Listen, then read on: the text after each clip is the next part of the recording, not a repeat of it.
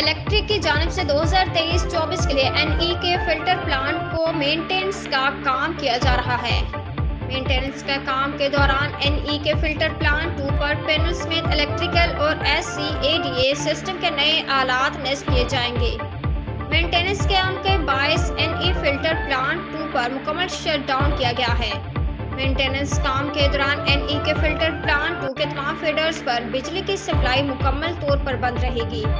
Shutdown का दौरानिया मजबूरी तौर पर 48 घंटे हो गया। मेंटेनेंस काम के बायस एनई के फिल्टर प्लांट 2 से शहर को मजबूरी तौर पर 112 mgd पानी की कमी का सामना होगा। मेंटेनेंस काम के बायस हाइड्रेंट सेल सर्विस आर्जी तौर पर मुअत्तल होगी। सफूरा नेपाल सफी हसन हाइड्रेंट से आर्जी तौर पर पानी की फरहामी मुअत्तल होगी। मेंटेनेंस काम की वजह से जिला बस्ती, गुलशन इकबाल स्कीम 33, गुलिस्तान जौहर और जमशेद टाउन के कुछ इलाकों में पानी की फरहामी आर्जी तौर पर मुअत्तल होगी।